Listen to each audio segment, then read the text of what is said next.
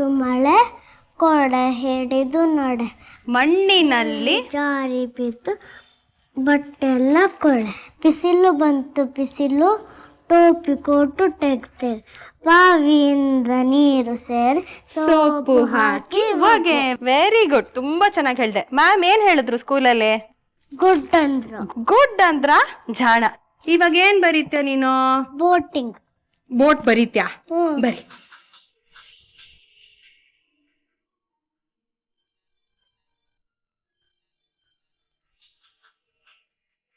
Hello hello, ನಾನ್ ಕಣೆ. ಹೇಳ್ರಿ. ಏನಿಲ್ಲ, ಇವತ್ ರಾತ್ರಿ ನಾನು ಬರಲ್ಲ, ನನ್ಗೋಸ್ಕರ ಕಾಯ್ಬೇಡಿ. ನೀನು ಮತ್ತೆ ಪುಟ ಊಟ ಮಾಡ್ಕೊಂಬಿಡಿ. ಹೌದಾ? ನೀವ್ ಊಟಕ್ಕೆ ಏನ್ ಮಾಡ್ತೀರಾ? ನಾನು ಇಲ್ಲೇ ಎಲ್ಲೋ ಹೋಟ್ಲಲ್ಲಿ ಮಾಡ್ಕೊಂಡು ತಿನ್ಬಿಡು. ಸರಿ. ಅಮ್ಮ ಅಪ್ಪ ಮನೆಗ್ ಬರಲ್ವಾ? ಇಲ್ಲಮ್ಮ, ಅಪ್ಪಗೆ ಅಂಗಡಿನಲ್ಲಿ ತುಂಬಾ ಕೆಲ್ಸ ಇದೆಯಂತೆ. ಅದಕ್ಕೆ ಇವತ್ತು ನೀನು ಭಾರ್ಗವ್ ಇಬ್ರೇ ಇರಿ, ನಾನ್ ಬರಲ್ಲ ಅಂತ ಹೇಳಿದ್ದಾರೆ. ಹೋಮ್ವರ್ಕ್ ಸಾಕು, ಬುಕ್ ಒಳಗಿಟ್ಬಿಡ್ತೀಯಾ? ಒಳಗಿಟ್ಬಿಡು. ಇತ್ತೀಚೆಗೆ ಇವರು ಈ ರೀತಿ ರಾತ್ರಿ ಪೂರ್ತಿ ಮನೆಗೆ ಬರ್ದೇ ಇರೋದು ಜಾಸ್ತಿ ಆಗ್ತಿದೆ. ಬೇರೆ ಹಿಂಗ್ಸಿನ ಜೊತೆ ಏನಾದರೂ ಛೆ ಏನೇನೋ ಯೋಚನೆ ಮಾಡ್ತಾ ಇದ್ದೀನಿ. ನನ್ನ ಗಂಡ ಅಂಥವ್ರಲ್ಲ.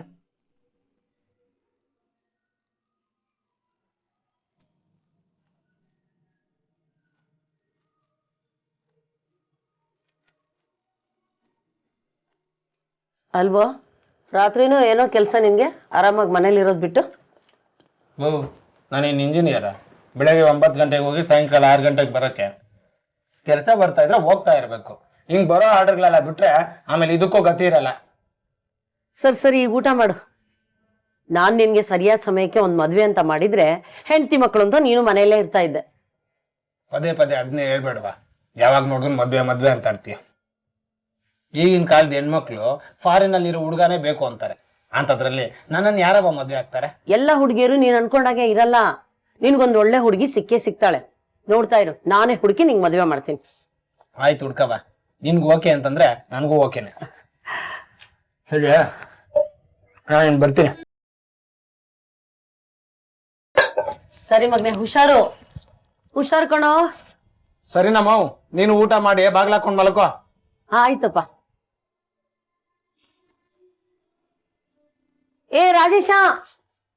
ರಾಜೇಶ ಮೊಬೈಲೇ ಬಿಟ್ಟು ಹೋದ್ಯಲ್ಲೋ ರಾಜೇಶ.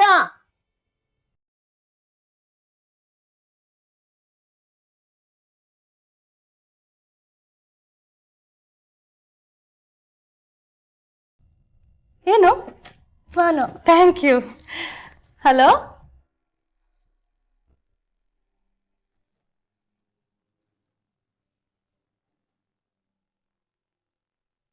ಏನಾಯ್ತು? ನಾನು ಈಗಲೇ ಬರ್ತೀನಿ.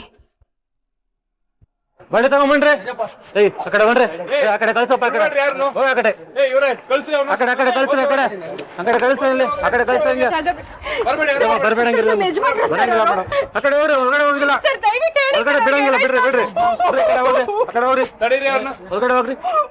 ಹೊರಗಡೆ ಹೋಗಂಗಿಲ್ಲ. ಪ್ಲೀಸ್ ಬಿಡಿ ಸರ್, ಒಳಗೆ ಬಿಡಂಗಿಲ್ಲ ಮೇಡಮ್, ಹಂಗಲ್ಲ.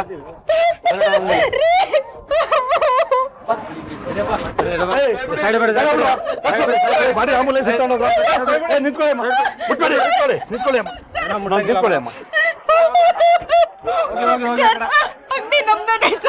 ರಾತ್ರಿ ಎಲ್ಲ ನಮ್ಮ ಯಜಮಾನ್ರು ಅಂಗಡಿನಲ್ಲೇ ಇದ್ರು ಸರ್. ನಿಮ್ಮ ಅಂಗಡಿನಲ್ಲಿ ಯಜಮಾನ್ರಲ್ದೆ ಬೇರೆ ಯಾವ್ದಾರು ಇದ್ರಾ? ಇಲ್ಲ ಸರ್, ರಾತ್ರಿ ಎಲ್ಲ ಅವ್ರೊಬ್ರೇ ಇದ್ರು. ನಮಗೆ ಸಿಕ್ಕಿರೋದು ಒಂದೇ ಬಾಡಿ, ಹಾಗಿದ್ರೆ ಅದು ನಿಮ್ಮ ಯಜಮಾನ್ರದೇ. ನಿನ್ನೆ ರಾತ್ರಿ ಶಾರ್ಟ್ ಸರ್ಕ್ಯೂಟ್ ಆಗಿ ನಿಮ್ಮ ಅಂಗಡಿ ಒಳಗಡೆ ಪೂರ್ತಿ ಸುಟ್ಟೋಗಿದೆ. ಸುಟ್ಟೋಗಿರೋ ಬಾಡಿ ಪಕ್ಕ ಅರ್ಧಂಬರ್ಧ ಸುಟ್ಟಿರೋ ಒಂದು ಪರ್ಸ್ ಸಿಕ್ತು. ಆ ಪರ್ಸಲ್ಲಿ ನಿಮ್ಮ ನಂಬರ್ ಇತ್ತು, ನಿಮಗೆ ಫೋನ್ ಮಾಡಿದ್ವಿ. ಈಗ ಕನ್ಫರ್ಮ್ ಆಯ್ತು ಅದು ನಿಮ್ಮ ಗಂಡಂದೆ ಅಂತ. ಅಯ್ಯೋ ದೇವ್ರೆ, ನಮ್ಮ ಸಂಸಾರದ ಆಧಾರನೇ ಅವರು ಸರ್. ಅವ್ರು ಧೈರ್ಯ ತಂದ್ಕೊಳ್ಳಿ ಅಮ್ಮ, ಏನು ಮಾಡೋಕ್ಕಾಗಲ್ಲ. ಬಾಡಿನ ಪೋಸ್ಟ್ ಮಾರ್ಟಮ್ ಕಳಿಸ್ತೀವಿ. ಪ್ರೋಸೆಸ್ ಆದಮೇಲೆ ನೀವು ಬಾಡಿನ ಕಲೆಕ್ಟ್ ಮಾಡ್ಕೋಬೋದು. ಸ್ಟೇಷನ್ಗೆ ಬಂದು ಒಂದು ಸ್ಟೇಟ್ಮೆಂಟ್. ಸುಧೀರ್ ಮತ್ತು ವೈಶಾಲಿ ಜೀವನಕ್ಕೆ ಆಧಾರವಾಗಿದ್ದ ಎಲೆಕ್ಟ್ರಿಕಲ್ ಶಾಪ್ ಸಂಪೂರ್ಣವಾಗಿ ಸುಟ್ಟೋಯ್ತು. ಅಂಗಡಿ ಜೊತೆ ಸುಧೀರು ಬಲಿಯಾದ. ಆ ಪುಟ್ಟ ಕಂದಮ್ಮನ ಸಂಪೂರ್ಣ ಜವಾಬ್ದಾರಿ ವೈಶಾಲಿ ಮೇಲೆ ಬಿತ್ತು. ಅದ್ರ ಜೊತೆಗೆ ಗಂಡ ಬೇಕಾದ ಸಾಲ ಕೂಡ ಮಾಡಿದ್ದ. ಈ ಘಟನೆ ಬಗ್ಗೆ ಪೊಲೀಸ್ ತನಿಖೆ ಶುರು ಮಾಡಿದ್ರು. You are sorry madam. ನಿಮ್ಮ ಗಂಡ ರಾತ್ರಿ ಅಷ್ಟೊತ್ತಿನಲ್ಲಿ ಏನು ಮಾಡ್ತಾಯಿದ್ರು ಅಂಗಡಿನಲ್ಲಿ? ಸುಮಾರು ದಿವಸದಿಂದನೇ ರಾತ್ರಿ ಎಲ್ಲ ಅಂಗಡಿನಲ್ಲೇ ಇರೋರು ಸರ್. ಕೆಲಸ ಜಾಸ್ತಿ ಇದೆ ಅಂತ ಯಾವಾಗಲೂ ಹೇಳೋರು. ನಿದ್ದೆಗೆಟ್ಟು ರಾತ್ರಿ ಎಲ್ಲ ಮಾಡೋವಂಥ ಕೆಲಸ ಏನಮ್ಮ ಆಯಿತು? ನಮ್ಮ ಆರ್ಥಿಕ ಪರಿಸ್ಥಿತಿ ಚೆನ್ನಾಗಿರಲಿಲ್ಲ ಸರ್. ಅಂಗಡಿನಲ್ಲಿ ಯಾರನ್ನೂ ಕೆಲಸಕ್ಕೆ ಇಟ್ಕೊಳ್ಳೋ ಸ್ಥಿತಿಲಿ ಇರಲಿಲ್ಲ ನಾವು. ಅದಕ್ಕೆ ಬೆಳಗ್ಗೆ ಪರ್ಚೇಸಿಂಗು ಅದು ಇದು ಅಂತೆಲ್ಲ ಓಡಾಡ್ತಾ ಇದ್ರು. ರಾತ್ರಿ ಅಂಗಡಿ ಕೆಲಸಗಳೆಲ್ಲ ಮಾಡ್ಕೋತಿದ್ರು ಸರ್. ಹಾಗಾದರೆ ಅಂಗಡಿನಲ್ಲಿ ನಿಮ್ಮ ಯಜಮಾನ್ರು ಬಿಟ್ಟು ಬೇರೆ ಯಾರೂ ಇರಲಿಲ್ಲ ಅಂತ ಆಯಿತು. ಹೌದು ಸರ್. ಪೋಸ್ಟ್ ಮಾರ್ಟಮ್ ಪ್ರೋಸೆಸ್ ಎಲ್ಲ ಮುಗಿದ್ಮೇಲೆ ನೀವು ನಿಮ್ಮ ಗಂಡನ ಬಾಡಿನ ತೊಗೊಂಡೋಗ್ಬೋದು. ನಮ್ಮ ಕಡೆಯಿಂದ ಕ್ಲಿಯರೆನ್ಸ್ ಕೊಡ್ತೀವಿ. ಹಾಗಾಗಿ ನಿಮಗೆ ಡೆತ್ ಸರ್ಟಿಫಿಕೇಟ್ ಸಿಗುತ್ತೆ. ಸರಿ ಸರ್.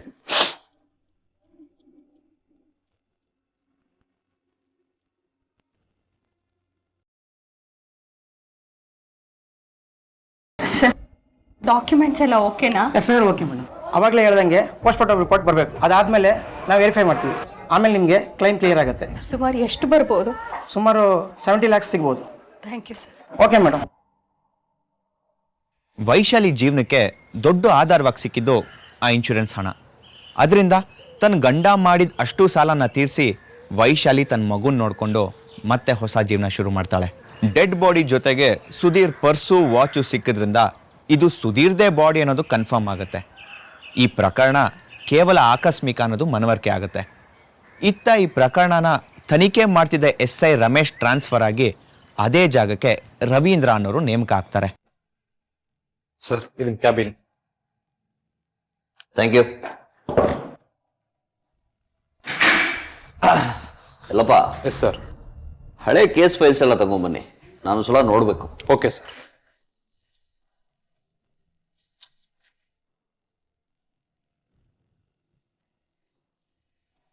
ಇದ್ಯಾವುದು? ಅಂಗಡಿಗೆ ಬೆಂಕಿ ಬಿದ್ದ ಕೇಸು? ಹ್ಞೂ ಸರ್. ಶಾರ್ಟ್ ಸರ್ಕ್ಯೂಟ್ ಆಗಿ ಅಂಗಡಿ ಸುಟ್ಟೋಗಿತ್ತು. ಆಮೇಲೆ ಅದು ಆಕ್ಸಿಡೆಂಟ್ ಅಂತ ಪ್ರೂವ್ ಆಯಿತು. Any casualties? Yes sir. ಆ ಅಂಗಡಿ ಯಜಮಾನ ಅದೇ ಅಂಗಡಿ ಸುಟ್ಟು ಸತ್ತೋದ. Post mortem ಮಾಡಲಿಲ್ವಾ? ಮಾಡಿದ್ದೀವಿ ಸರ್. ಅದರಲ್ಲೂ ಅವ್ನು ಬೆಂಕಿ ಬಿದ್ದು ಸತ್ತ ಅಂತ ಕನ್ಫರ್ಮ್ ಆಗಿದೆ. ಸರ್, ನನ್ನ ಮಗ 3 ತಿಂಗಳಿಂದ ಕಾಣಿಸ್ತಾ ಇಲ್ಲ. 3 ತಿಂಗಳಿಂದ ಕಾಣಿಸ್ತಿಲ್ವಾ? ಹೌದು ಸರ್. ಏನು ಅವ್ರ ಹೆಸರು? ರಾಜೇಶ ಅಂತ ಸರ್. ನೀವು ಅವ್ರನ್ನ ಹುಡ್ಕೋ ಪ್ರಯತ್ನ ಮಾಡಲಿಲ್ವಾ? ತುಂಬ ಪ್ರಯತ್ನ ಪಟ್ಟೆ ಸರ್. ಅವ್ನ ಸ್ನೇಹಿತರ ಹತ್ರನೂ ವಿಚಾರಿಸ್ದೆ, ಸಂಬಂಧಿಕರು ಮನೆಗಳಲ್ಲೂ ವಿಚಾರಿಸ್ದೆ. ಆದರೆ ಅವನು ಎಲ್ಲೂ ಕಾಣಿಸ್ಲಿಲ್ಲ ಸರ್. ಅಲ್ಲಮ್ಮ, 3 ತಿಂಗಳಿನಿಂದ ಕಾಣಿಸ್ತಿಲ್ಲ ಅಂತೀರಿ. ಇಷ್ಟು ದಿನದಿಂದ ಏನು ಮಾಡ್ತಿದ್ರಿ? ಈಗ ಬಂದು ಇಲ್ಲ ಹತ್ರ ಸಮಾಧಾನ ಮಾಡ್ಕೊಡಿ, ನಾವು ಹುಡುಕೊಡ್ತೀವಿ. ಅವನು ಅದು ಇದು ಕೆಲಸ ಅಂತ ಬೇರೆ ಊರುಗಳಿಗೆ ಹೋಗ್ತಾ ಇದ್ದ. ಅವನು ಹಾಗೆ ಹೋಗಿದ್ದಾನೆ ಅಂತ ನಾನು ಸುಮ್ಮನೆ ಅದೇ ಸರ್. ಆಮೇಲೆ ಆತಂಕ ಶುರುವಾಯಿತು ಸರ್. ನಮ್ಮ ಸಂಬಂಧಿಕರೆಲ್ಲ ಪೊಲೀಸ್ ಅವ್ರ ಹತ್ರ ಹೋಗೋದು ಬೇಡ, ನಾವೇ ಹುಡ್ಕೋಣ ಅಂದರು. ಅದಕ್ಕೆ ಸುಮ್ಮನಾದೆ. ನಿಮ್ಮ ಮಗನ ಫೋಟೋ ಏನಾದರೂ ತಂದಿದ್ದೀರಾ? ಹಾಂ ಸರ್.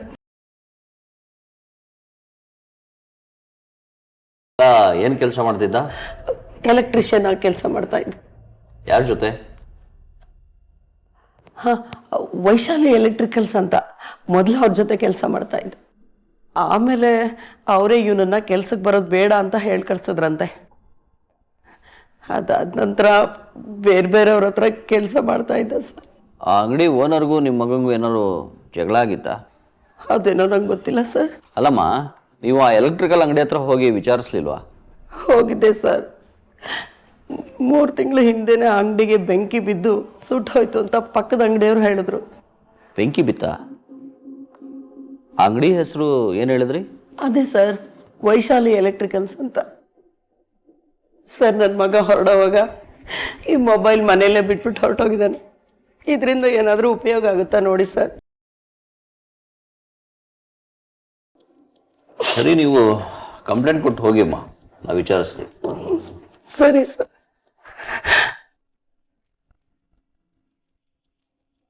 ಎಲ್ಲಪ್ಪ. Yes sir. ಈ ವೈಶಾಲಿ ಎಲೆಕ್ಟ್ರಿಕಲ್ಸ್ ಅಂದ್ರೆ? ಅದೇ ಸರ್, ಶಾರ್ಟ್ ಸರ್ಕ್ಯೂಟ್ ಆಗಿ ಸುಟ್ಟೋಯ್ತಲ್ಲ, ಅದೇ ಅಂಗಡಿ. ಈ ರಾಜೇಶ್ ಅನ್ನೋ ಹುಡುಗ ಅಲ್ಲೇ ಕೆಲಸ ಮಾಡ್ತಿದ್ದಂತೆ.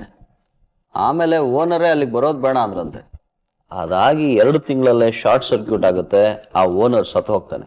ಹೆಚ್ಚು ಕಡಿಮೆ ಅದೇ ಟೈಮ್ನಿಂದ ಈ ರಾಜೇಶ್ ಕೂಡ ಕಣ್ಮರೆ ಆಗ್ತಾನೆ. ಕೆಲಸದಿಂದ ತೆಗೆದ ಕೋಪಕ್ಕೆ ಅವನೇನೋ ಶಾರ್ಟ್ ಸರ್ಕ್ಯೂಟ್ ಆಗೋ ಥರ ಮಾಡಿರ್ಬೋದಾ? ಆಮೇಲೆ ಪೊಲೀಸ್ ಹತ್ರ ಸಿಕ್ಕಾಕೊಳ್ಳೋ ಬೈಕ್ಗೆ ಓಡೋಗಿರ್ಬೋದಲ್ವ ಸರ್? ಚಾನ್ಸಸ್ ಇದೆ. ಯಾಕೋ ನನಗೆ ಈ ರಾಜೇಶ ಕಣ್ಮರೆ ಆಗೋದಕ್ಕೂ ಆ ಎಲೆಕ್ಟ್ರಿಕಲ್ ಅಂಗಡಿಗೆ ಬೆಂಕಿ ಬೀಳೋದಕ್ಕೂ ಸಂಬಂಧ ಇದೆ ಅಂತ ಅನಿಸ್ತಾ ಇದೆ. ಆ ಅಂಗಡಿಯಿಂದ ಏನಾದರೂ ಎವಿಡೆನ್ಸ್ ಕಲೆಕ್ಟ್ ಮಾಡಿದ್ದೀರಾ? ಹೌದು ಸರ್, ಎವಿಡೆನ್ಸ್ ರೂಮಲ್ಲಿದೆ. ಸರಿ ಬನ್ನಿ ನೋಡ.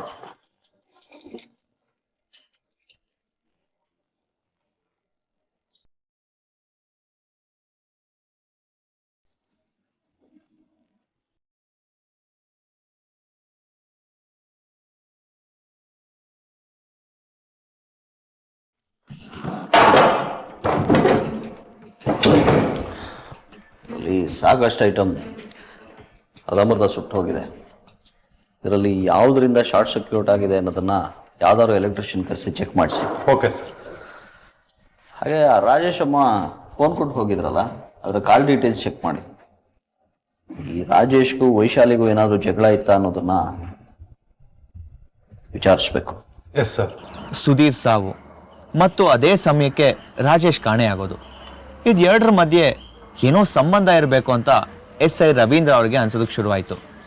ಈ ಕೇಸ್ ಬಗ್ಗೆ ಹಿಂದೆ ಇದ್ದಿದ್ದ SI ಸರಿಯಾಗಿ ತನಿಖೆ ಮಾಡಿಲ್ಲ ಅಂತನ್ಸಿ ಇವರು ಈ ಕೇಸ್ನ ತಮ್ಮ ಕೈಗೆ ತಗೊಂತಾರೆ. ಅಂಗಡಿಗೆ ಬೆಂಕಿ ಹೇಗೆ ಬಿತ್ತು, ಸುಧೀರ್ ಮೇಲೆ ಯಾರಿಗಾದ್ರೂ ವೈಷಮ್ಯ ಆಯ್ತಾ ಅಂತ ಇವರು ತನಿಖೆ ಶುರು ಮಾಡ್ತಾರೆ. ರಾಜು, ಇದನ್ನೆಲ್ಲ ಒಳಗಡೆ ಇಡೋ, ಮಳೆ ಬರೋ ಥರ ಇದೆ. ಆಯ್ತಣ್ಣ.